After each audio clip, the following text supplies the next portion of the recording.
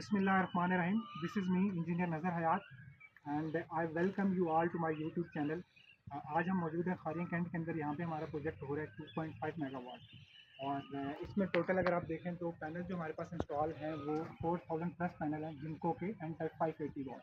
और इसी तरह यहाँ पर अगर आप इन्वर्टर देख लें तो इन्वर्टर हमारे पास 9 इन्वर्टर मौजूद हैं यहाँ पे, जिसमें से 4 आप देख सकते हैं कि रो में मौजूद हैं, बाकी जो है नेक्स्ट स्ट्रक्चर और फिर उसके आगे स्ट्रक्चर में मौजूद हैं। ठीक है, और ये जो इन्वर्टर हमारे पास जो है वो सन ग्रो कंपनी के हैं 250 किलोवाट ईच। इसके अलावा अगर आप देखें तो हमने यहाँ पे जो केबल यूज़ की है वो फास्ट केबल DC में 4 mm यूज़ की है, AC में भी फास्ट है वो 150 mm है।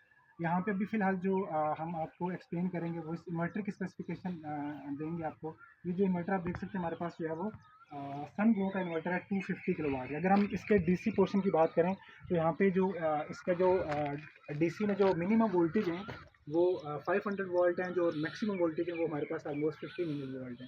इस तरह अगर आप इसका करंट देखें तो वो है 30 एम्पेयर। अगर हम इस ऊपर वाले सेक्शन की बात करते हैं तो यहाँ पे जो है दो बस बार होती है, एक पॉजिटिव की होती है, एक नेगेटिव की होती है। जो नेगेटिव आपकी स्ट्रिंग है वो उसके नेगेटिव टर्मिनल सारे नेगेटिव पे टर्मिनेट होते हैं, और जो पॉजिटिव की स्ट्रिंग है उसके सारे टर्मिनल जो है वो पॉजिटिव पे टर्मिनेट हुए होते हैं।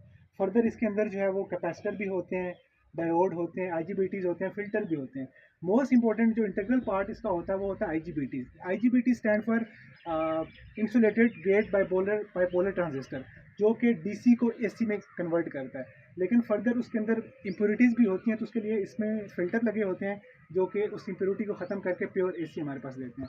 तो जब AC सेक्शन पे हम आते हैं तो इसमें हमारे पास जो है वो AC सेक्शन पे 800 वोल्ट जो है वो यहाँ से हम 3 कोर केबल के ज़रिए लेके जाते हैं अपने LV पैनल में, और यहाँ पे जो करंट होता है वो हमारे पास होता है 180 एम्पेयर के राउंड अबाउट।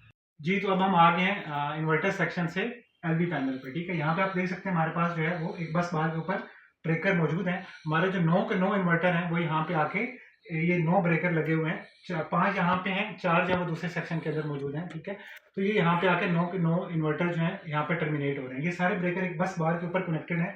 ब्रेकर की जो स्पेसिफिकेशन है वो एक ब्रेकर जो है वो ऑलमोस्ट 250 एम्पेयर का है। ठीक है, और इसके बाद साथ देखें तो ये आगे जो ये सेक्शन हमारा है ये आगे कनेक्टेड है एक ACB के साथ। ठीक है, ACB जो है वो एयर सर्किट ब्रेकर है, ये एक्चुअली एक प्रोटेक्शन डिवाइस है। ठीक है, इसकी जो रेटिंग है वो ऑलमोस्ट 2500 एम्पेयर है, 2500 एम्पेयर एंड 800 वोल्ट। ठीक है, अगर हमारे सिस्टम के अंदर कोई ओवर वोल्टेज है, अंडर वोल्टेज है, या कोई सर्ज आती है, या तो कोई अर्थिंग फॉल्ट आता है, ठीक है, तो उससे ये हमारे सिस्टम को बचाती है। ठीक है, फर्दर ये है कि अब यहाँ पे आप देख रहे हैं कि एक AC भी लगा हुआ है, एयर सर्किट ब्रेकर। जब हम MV सेक्शन में जाएंगे तो वहाँ पे एक VCB लगा हुआ है। ठीक है, तो दोनों का डिफरेंस ये है कि ACB जो एक्चुअली है हमारा डिजाइन हुआ करंट के लिए, इसमें करंट की रेटिंग जो है वो ज्यादा है। VCB जो डिजाइन होता है वो होता है वोल्टेज के हिसाब से, उसमें हम वोल्टेज की रेटिंग ज्यादा रखते हैं। तो ये एक्चुअली ये करंट जो है वो प्रोटेक्शन डिवाइस हम कह सकते हैं, और वोल्टेज प्रोटेक्शन डिवाइस है।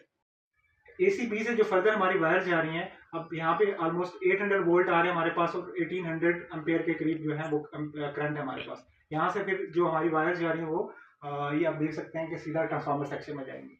अच्छा, अब हम आ गए ट्रांसफार्मर के सेक्शन में। ठीक है, तो जो LV का सेक्शन है हमारा वो यहाँ पे बस बार के थ्रू कनेक्टेड है, और ये यहाँ पे आ रहा है ट्रांसफार्मर के अंदर।